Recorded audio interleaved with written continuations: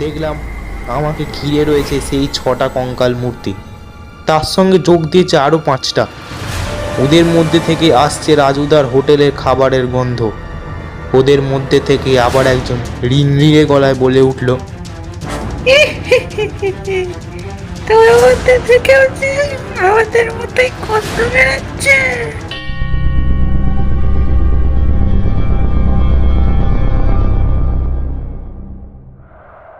রবিবারের গপ্প। এখানে পাবেন ভূত, গোয়েন্দা, হাসি ঠাট্টা, কৌতূহল ও রহস্য। আজকের গপ্প পবন পাত্রের লেখা হরিপালের সেই হোটেল। আগের দুটো পর্ব একটু ছোট করে মনে করিয়ে দিই।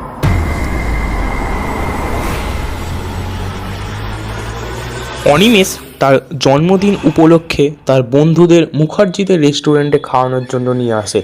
সেখানে তার সঙ্গে দেখা হয় বড় মেসোর। সবাই মিলে অনুরোধ করায় বড় মেসো তাদের একটি ভূতের গল্প বলতে শুরু করেন। সেই গল্পে তিনি রাজুর হোটেল নামক একটি হোটেলে খান। সেই হোটেল থেকে খেয়ে বেরোনোর পর রাজুর হোটেলেরই এক কর্মচারী, যার নাম ছিল বিশু, সে বড় মেসোকে কিছু অম্বলের ওষুধ দিয়ে যায়।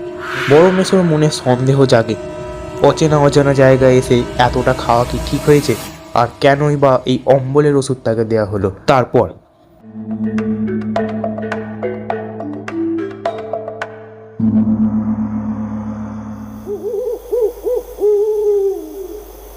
আমি আবার হাঁটা শুরু করলাম। এবার হ্যাঁ, এখানে একটা কথা তোমাদের বলে রাখি। এখন যেমন গ্যাস অম্বল হওয়া মানুষের একটা কমন ব্যাপার, তখন কিন্তু তা একেবারেই ছিল না। তখন মানুষ খেত আরও অনেক বেশি এবং তাদের হজম শক্তি ছিলও অনেক বেশি। আবার ফেরা যাক গল্পে। নিঝুম নিথর রাস্তা, আমার দুই প্রান্তে ধানের ক্ষেত, মাথার উপরে থাকা চাঁদের আলোয় সব স্পষ্ট দেখা যাচ্ছে। মাঝে মাঝে ক্ষেতের পাশে রাস্তার ধারে একটা দুটো গাছ। কিছু দূর এভাবে হাঁটার পর পেটে একটা হালকা চাপ অনুভব করলাম। আরও কিছুক্ষণ পরে বাঁদিকের তলপেটটা একটু কনকন করে উঠল। ব্যাগ থেকে চটপট জলের বোতলটা বের করে দুটো র্যানট্যাকের বড়ি একসঙ্গে খেয়ে নিলাম। আমাকে যে করেই হোক সুস্থ থাকতেই হবে। প্রশান্তর মেয়ের অন্নপ্রাশন খেতে এত দূর আসা, সেটা যদি নাই হয় তাহলে বড় বাজে ব্যাপার হবে। খুব সম্ভবত আরও আধ ঘন্টা হাঁটার পর একটু বিরক্তি লাগলো। এ কি রে বাবা, 2 কিলোমিটার রাস্তা কি আর শেষ হবে না? এই সময় আমি একবার পিছনে ঘুরে তাকালাম। মাঠের মাঝখান দিয়ে সোজা রাস্তাটা আসছে। দিনের বেলা হয়তো ট্রেন লাইনও দেখা যেতে পারে। লক্ষ্য করলাম আমার থেকে 100 মিটার দূরে গাছের তলায় একটা লোক দাঁড়িয়ে। আমি ভাবলাম আমার মতোই কোনো ব্যক্তি হবে হয়তো। আমি ডাকলাম, বড়দা, ওখানে দাঁড়িয়ে কেন? আরে আমিও নিশ্চিন্তপুরেই যাচ্ছি। আপনি যদি ওখানেই যান তাহলে চলুন না, বাকি পথটা একসঙ্গে যাই নাকি? ওই লোকটা আমার কথার কোনো উত্তর দিল না। আমি খুব অপমানিত বোধ করলাম। আবার আমি হাঁটা শুরু করলাম। মিনিট 5 যাওয়ার পর পিছনে ফিরে দেখলাম ওই লোকটা তো আমার পিছন পিছন আসছেই, সঙ্গে আরও দুজন ওর সঙ্গে যোগ দিয়েছে। আমি একটু ভয় পেলাম, বুঝলাম হয়তো এরা ডাকাতের লোক। আমি আবার বলে উঠলাম, এই এ আপনারা কারা বলুন তো? ভদ্রলোক হলে আমার সঙ্গে চলুন না, আপত্তি কি? আবার কেউ উত্তর দিল না। আমি ছুটতে শুরু করলাম। ছুটতে ছুটতেই পেছনে তাকিয়ে দেখলাম লোকগুলো সংখ্যায় এখন 5 জন হয়েছে। সেই লোকগুলো কিন্তু ছুটছে না, তারা হাঁটছে, কিন্তু সেই হাঁটা ও ছোটাও সমান। আমিও কিন্তু বেশি দূর ছুটতে পারলাম না। বাঁদিকের তলপেটটা আবার কনকন করছে। আমার গা গুলিয়ে উঠল। লোকগুলো থেমেছে। আমি নিজেকে একটু সামলে নিয়ে বললাম, দেখো, যদি তোমরা চোর বা ডাকাত হও তাহলে বলে রাখি, আমার ব্যাগে একটা বাচ্চা মেয়ের জামা আছে এবং আমার সঙ্গে মাত্র 5 টাকা আছে, তা নিলে নিয়ে নাও। লোকগুলো কিছুই বলল না। আমি এবার একটু বেশি কায়দা দেখাতে গিয়ে বললাম, দেখো ভাইয়া, আমি এতক্ষণ চুপচাপ ছিলাম, কিন্তু আর নয়, আমি পুলিশের লোক, খুব সাবধান। আমার কাছে রিভলভার আছে, বড় কর্তার সঙ্গে আমার সাঁট আছে খুব ভালোই। তোমাদের প্রত্যেককে মেরে ফেললেও আমি খুনের দায়ে কিন্তু ধরা পড়ব না। কিন্তু এই ফাঁকা আওয়াজে কিছুই কাজ হলো না, কারণ না তো আমি পুলিশের লোক আর না তো আমার কাছে রিভলভার আছে। থাকা তো দূরের কথা, রিভলভার আমি কোনোদিন চোখেই দেখিনি। এবার দেখলাম পাশের ঝোপ থেকে আরও একটা কালো মূর্তি উঠে এসে দলটার সঙ্গে যোগ দিল। কি জ্বালা! আমি আবার ছুটতে লাগলাম। ছুটতে ছুটতে পেটের ব্যথাটা আরও বাড়তে লাগলো। এমন সময় আমি এক মন্দিরের সামনে এসে পড়লাম। সেখানে অনেকগুলো লোক বসে তাস খেলছিল, বেশ হই হট্টগোল হচ্ছিল। তাদের মধ্যে একজন বলে উঠল, ও মশাই, আপনি কে বলুন তো? এত হাঁপাচ্ছেন কেন? দয়া করে আমায় সাহায্য করুন। কিছু লোক আমায় তাড়া করেছে, কালো কালো লোক। খুব দেখতে পাইনি কিছু। আসরের অন্য একজন লোক প্রচণ্ড ভয়ের সঙ্গে চিৎকার করে আমায় জিজ্ঞাসা করলো, ওই, আপনি কি স্টেশনের কাছে কোনো হোটেলে খেয়েছিলেন নাকি? আমি তাকে উত্তর দিলাম, আগে হ্যাঁ, তা তো খেয়েছিলাম। খুব খিদে পেয়েছিল যে। ওই তো হরগৌরী হোটেল, রাজুদার হোটেল। বলতে বলতেই লোকগুলো সব ওরে বাপরে পালারে বলে যে যাকে পায় তাস ফাস ফেলেই অন্ধকারে কোথায় মিলিয়ে গেল।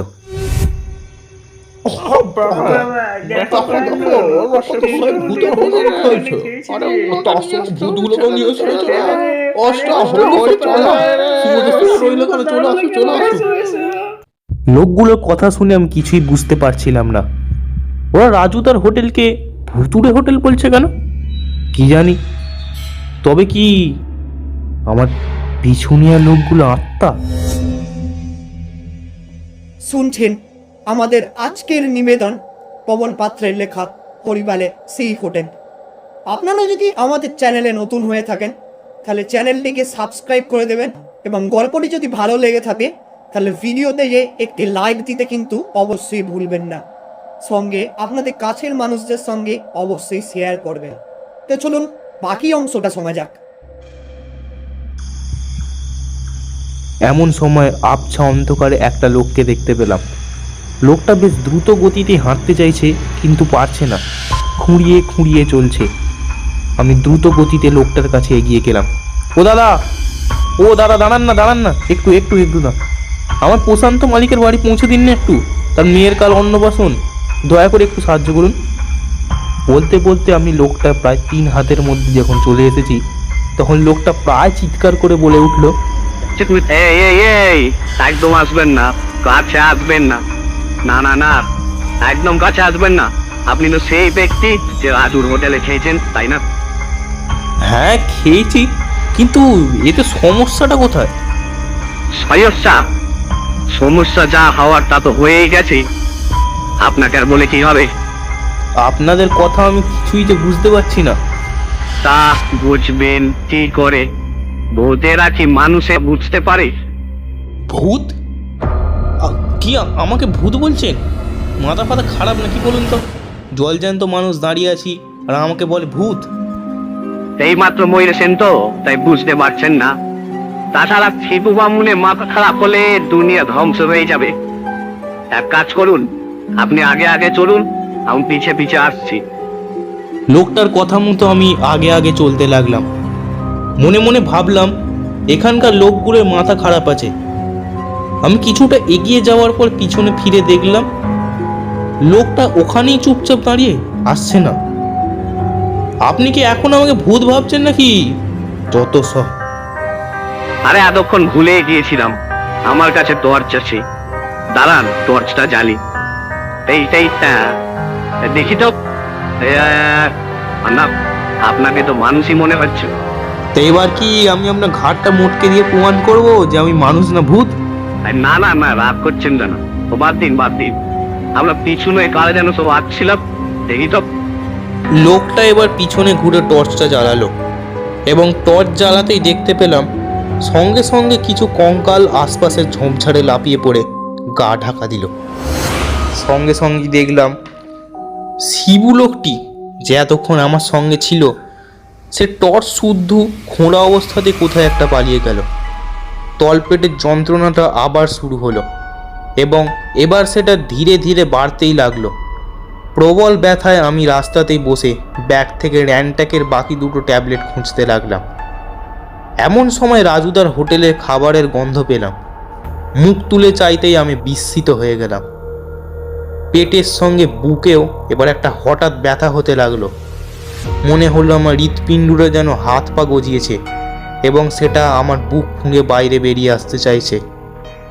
দেখলাম আমাকে ঘিরে রয়েছে সেই 6টা কঙ্কাল মূর্তি, তার সঙ্গে যোগ দিয়েছে আরও 5টা। ওদের মধ্যে থেকে আসছে রাজুদার হোটেলের খাবারের গন্ধ। ওদের মধ্যে থেকে আবার একজন রিনরিনে গলায় বলে উঠল, তোর মধ্যে থেকেও যে আমাদের মতোই কষ্ট বেড়াচ্ছে।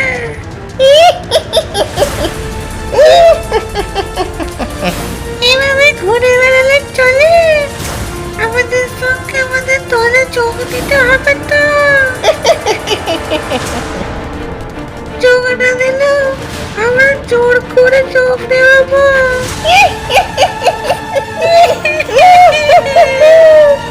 আমি কিছু বলতে গিয়ে বলতে পারলাম না। আমি তখন কাঠ হয়ে গেছি। আমি আর কিছু করার ক্ষমতাই না। হঠাৎ একটি কঙ্কাল তার মাংসবিহীন হলদেটে হাতটিকে আমার দিকে বাড়িয়ে দিল এবং সজোরে খামচে ধরল আমার পেট। যন্ত্রণায় আমার আর্তনাদ করতে ইচ্ছা করল। মুখটা হাঁ হয়ে গেল, গলার স্বর বেরোলো না।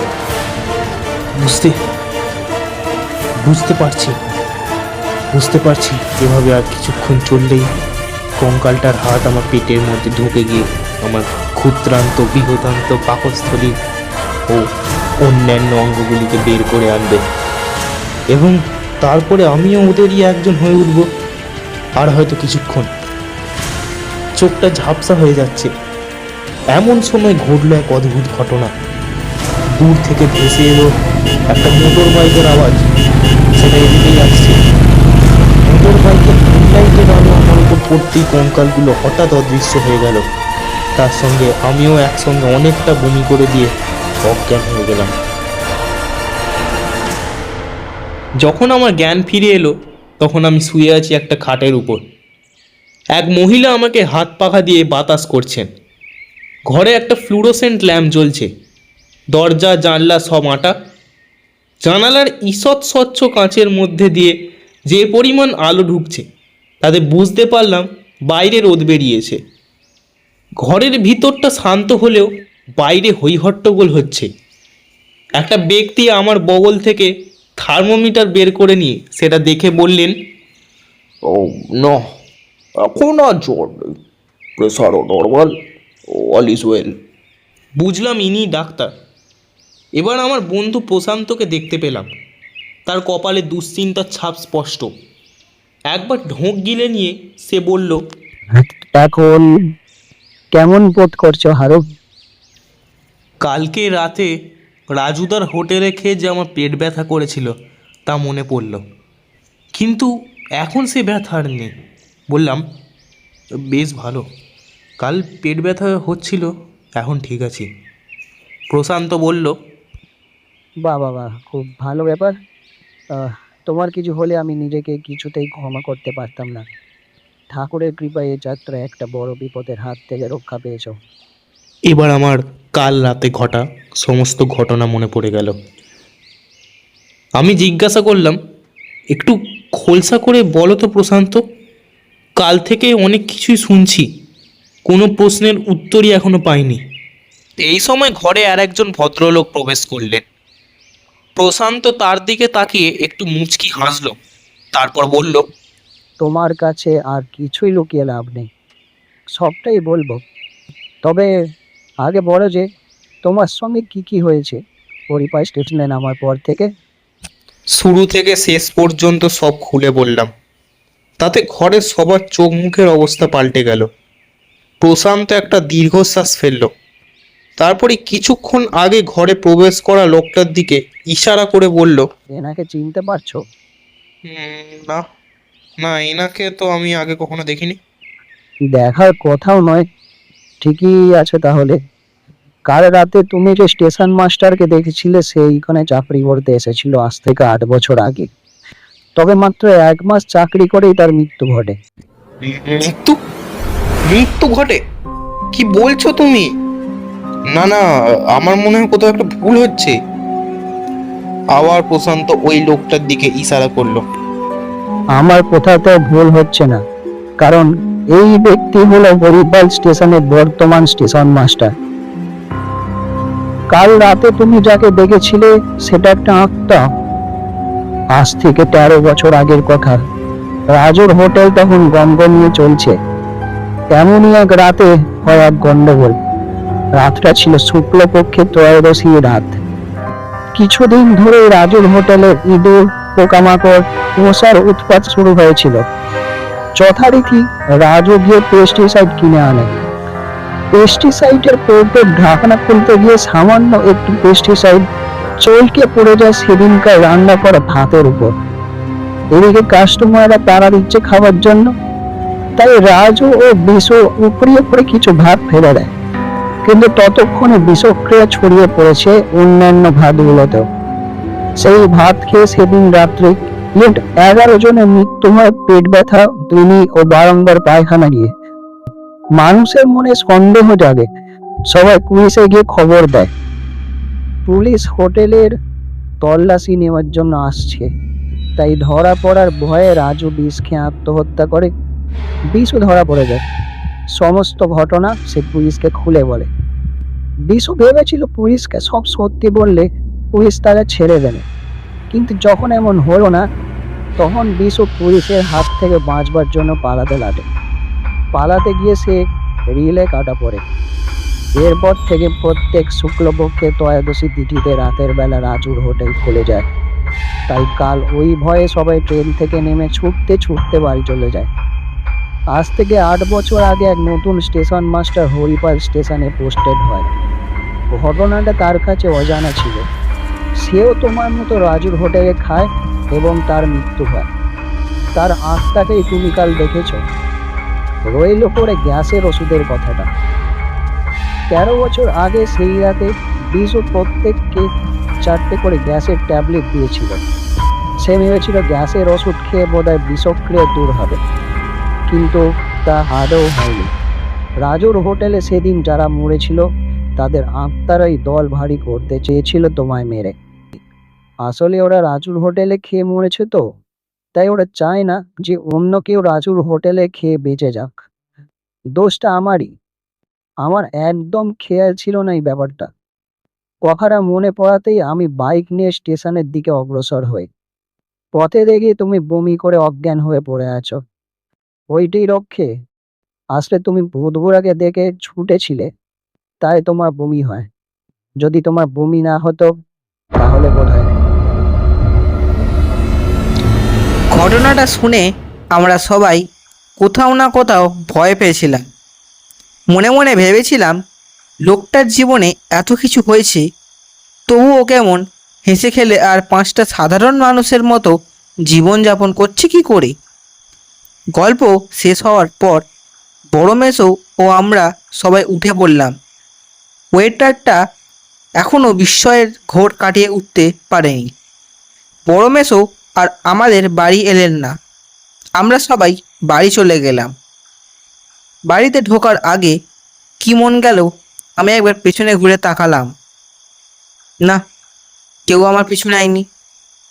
আপনারাও তো অনেকে অনেক হোটেলেই খান, কেউ কি আপনাদেরও পিছু নেয়? হয় না পেয়ে একবার পিছনে তাকিয়ে দেখুন, হয়তো একজোড়া চোখ আপনাকে ফলো করছে।